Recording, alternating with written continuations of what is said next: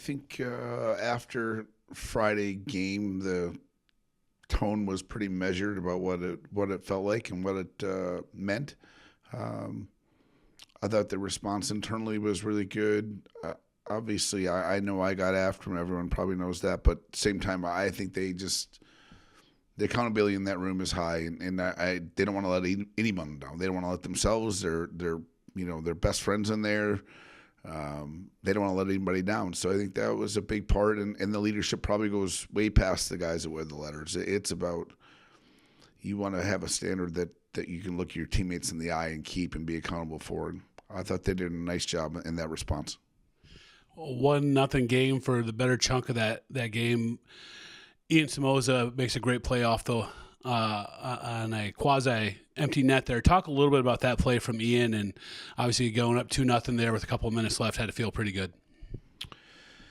Yeah, I think if you're their goaltender, there's probably a plan as far as when they are planning on coming off. There's a deep puck that Psychos got back to and really got up north again immediately. Didn't really mess around with it, and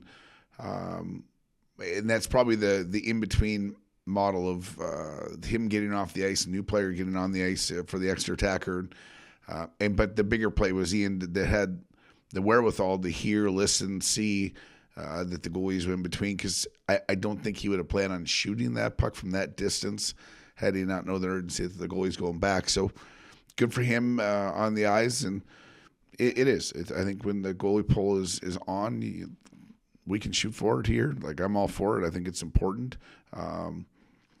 So those guys got that, and obviously they didn't know. None of us knew the meaning of what that goal was and the timing of it compared to the other games. So it was a great feeling.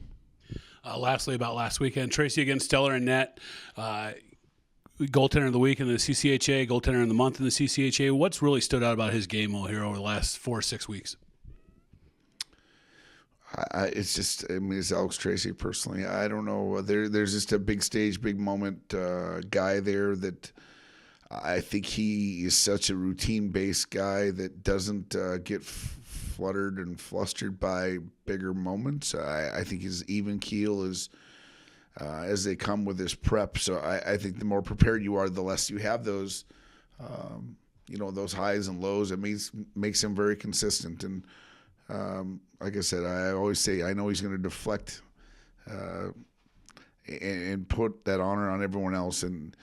But he's made some big saves. We don't give a lot up, but when we do, sometimes they're big, and he stands as tall as they get. So, and some of those, I think when you play that position and you haven't had a lot of run support, that the tighter the game, it doesn't even seem to wiggle him at all. And some people get anxious in those moments, and he's definitely shown that that's not the case for him. You got a Ferris team that's 3-1-2 since you last saw them in late January. As you've had a chance to look at film this week, what have you seen from Ferris? They're playing their best hockey. They're playing committed hockey. They've got some older guys on their team that you can see their pride in how they're playing, and I think that they can skate. They've got size. They got a tenacity about them. They've taken on I think the Riley last name in a great way as far as their competitiveness and.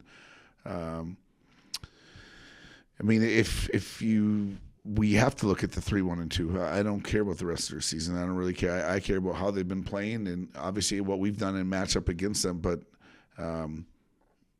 they'll be plenty ready to play. There's lots to play for. And as a new coach and being there a couple years back, you feel like you can do it because it's your time and your turn, and you want to do it for those guys so bad as you entered that university. So we'll get the best version of Ferris coming up. Open up to questions.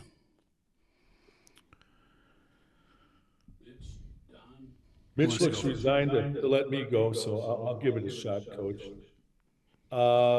You mentioned you're only looking at the past few weeks with Ferris, but is there any, I don't know, benefit's the right word, but the fact that they did get you on that second game back in December here, does it give you an opportunity as a coach to pretty quickly remind these guys that this is a team that's come into this building this year and had success against you? Yeah, no question. I might have used that card on them already earlier this year when we had to play them round 2.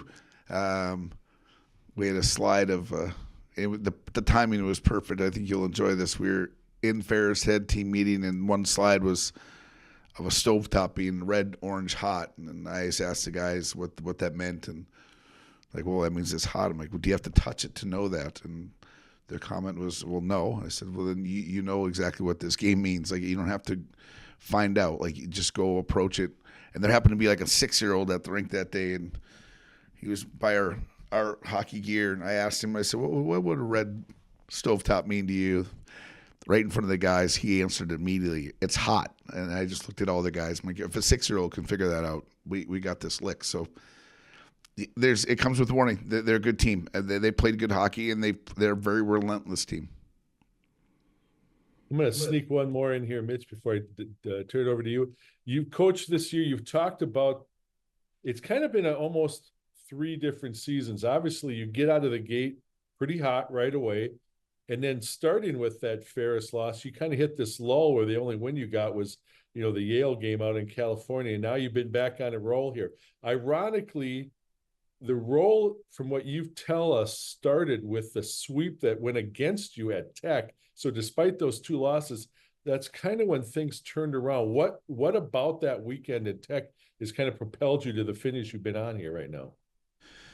Yeah, we lost to St. Thomas and then Tech, and I can only tell you that we're not chasing wins and losses. We need to chase standards and executable things. And if you go do them and the outcome doesn't yours because it's not your night, that happens. And that would be the case up in Tech. I thought our hockey was some of the best of the year, but we didn't get the results. So you get your guys pretty geared up to attack something, and we had been like a really hard physical week on each other, and just they were ready, and we didn't get the result. But I love the fact that their belief in what we want to do and why we want to do it and how they want to do it together is very high, and I think they stayed right on track with it. How do you feel the guys have embraced the fact that this is a potentially 3-game series instead of just a 2-game weekend get around? We're playing Friday night, right? Is that what you said? Or No, be that guy? Yeah. No, you got it right. I heard you. We're gonna attack Friday. Series are short.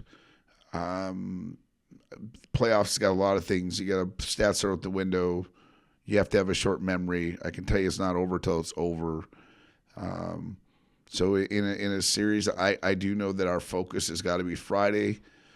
You can't try to put your arms around all of it.